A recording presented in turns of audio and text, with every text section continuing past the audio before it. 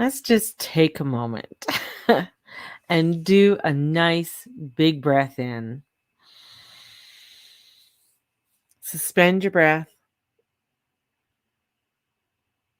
and release. Mm. When we do that, when we take the big breath in and just suspend our breath, we are just allowing for the energies, for everything to start to calm down within inside ourselves, come to that place of nice peace, reverence within ourselves.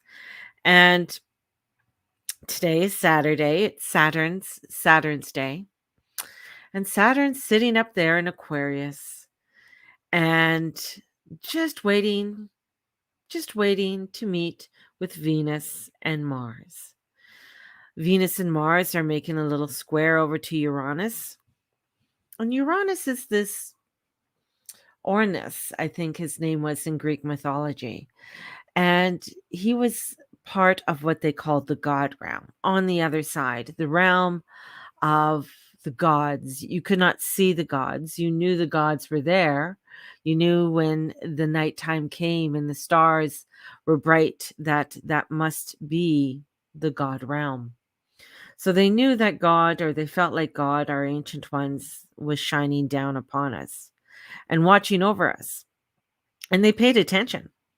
They paid attention to the seasons. They paid attention to the energies and the feelings of, what the moon was. So we just finished a full moon and the moon is starting to wane.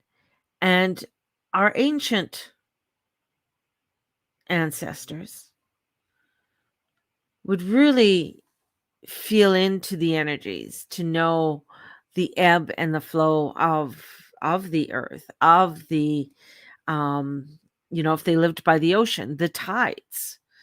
And when the tides were high or when the tides were low, and watching that ebb and flow with the oceans, understanding how the fish would go, the migrations, the migration of the whales as they came down from the Arctic, and knowing that springtime was coming. The earth gives us signals, even though we, especially living here in Alberta, may look around and say, I don't see springtime at all. But spring is there. I can hear the birds chirping that I didn't hear before. There are buds on the tree. There are little crocuses coming up.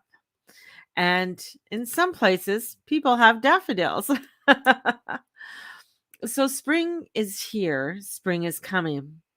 And I think this is a beautiful time for us to take a moment in this first quarter of the year, because we're ending the winter from January to March. We're ending that winter energy and we're stepping into that springness, that spring, that freshness, that renewal.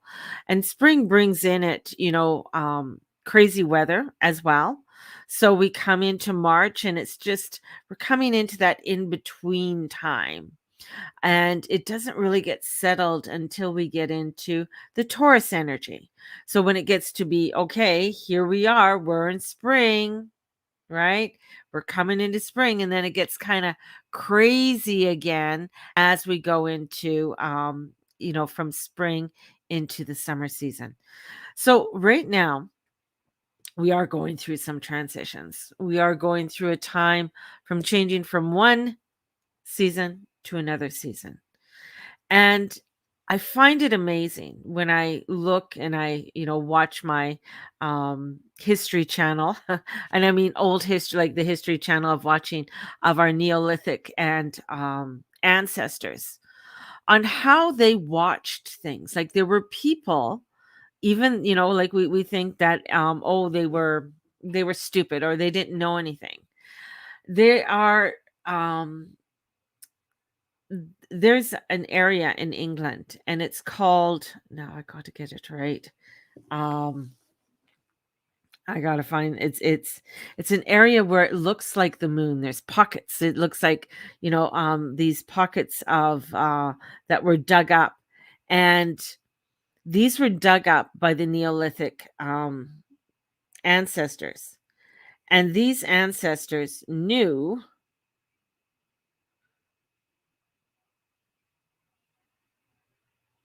and just let me see, Neo. It's a huge depth of time.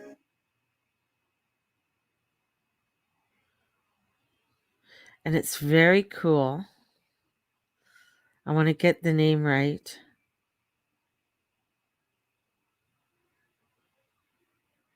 Of an area.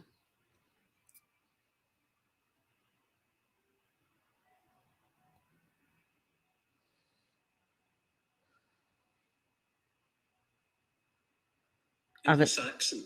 The name means something like the mines or the holes dug by the hooded man. By the hooded man. In Anglo-Saxon cosmology, folklore, ideas of gods, there was a god. Sophisticated mining on an industrial scale, where our ancient ancestors worked in harmony with. So, Neil, I'm going to just show it to you. Sorry, guys, but on my phone. Neil Oliver, lovely man, if you can see that, did a podcast, and he does a podcast, and it's called Love Letters to His Country. And anyways, there is this area that our ancestors dug up flint, and they did this for thousands of years in this area. But what was so, when the archaeologists found it and they went down there were sophisticated tunnels that were set up, and they dug it out with deer antlers. With antlers, they dug these huge holes with antlers, and it's just, the reason I'm bringing this up, it's to look at the sophistication of how they, somebody found some flint on the ocean, right? And or on the shore. But there was a person who thought, well, where did this come from? There has to be more. And it came from a chalked area. So a person, and this is how things happen, thinking outside of the box, had an idea, saw an idea, and they said, well, this area has chalk. What happens if we dig in this area? What will we find? Because flint was used for thousands of years. It was used right up to, in wars for the muskets. It was the flint that started, for the bullet to fly out of the gun. So flint was something that was utilized and used. Yet, what I found fascinating about the story is when they went down to these, dug up some of them and went down, they found that there were offerings. There was food offerings. There was, sometimes they, for those who died, digging those mines, that's what they assume. There were bodies there wrapped and offered there. There were, even arrows that were made, something that was so precious to them, they gave back. They knew that in what the earth gave us, we have to give back. Even 5,000 years ago. 5,000 years ago. And how beautiful that is. How wonderful. And we see it, throughout time. We see it in many areas all over the world, that our ancestors knew about giving back. They understood when the seasons were changing that this was the time to go out into the garden. It still might be chilly, but start to raking the lawn, or starting to get out there and toil the soil. And many have started planting the seeds already, in January and February. Our ancestors were working on this. It was an energy that knew that a resource, that when we work with the land and we work with one another, it creates something more abundant for us.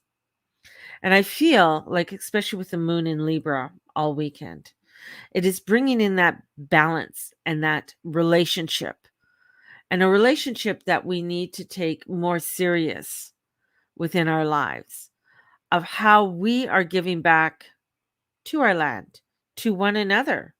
How are we connecting with those around us in a more harmonious, loving, caring way? And where are we pillaging and taking advantage of? And I find that this is a beautiful time to really look at that within our own lives and within the lives around us, so that we can, especially with the spring equinox being tomorrow, that we can actually come in reverence and harmony, and to give to the beautiful earth. What do we want to offer for our spring? What is that we want to give thanks for the winter?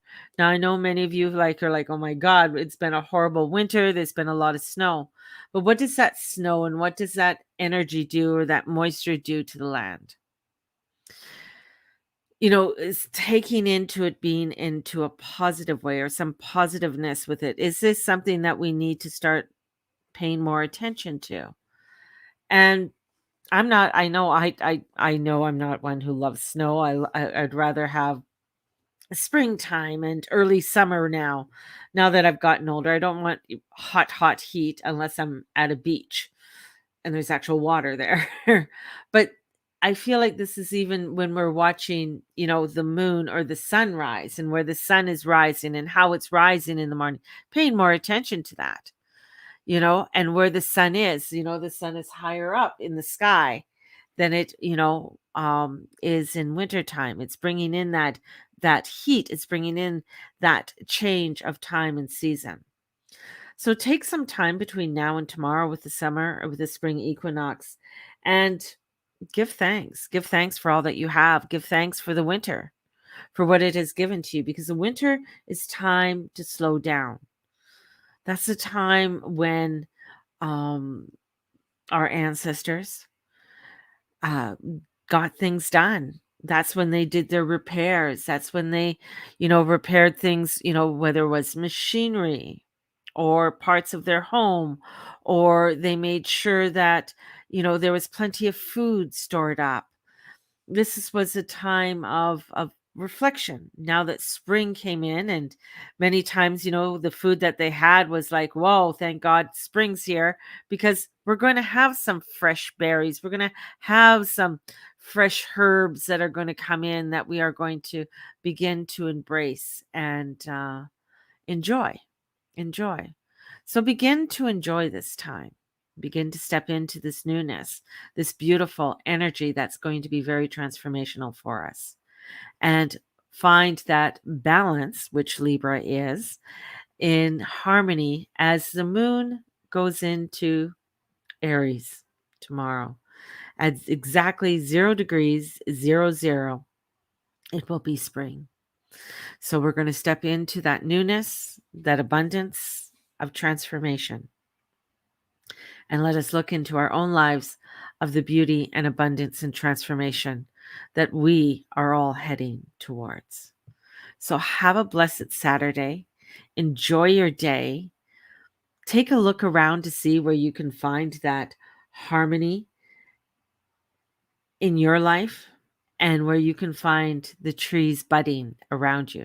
Maybe take a walk around your neighborhood and see where you can see the trees budding, or if you find any crocuses coming up, or tulips, or anything coming up and budding. So have a blessed day, and let us connect with our nature today.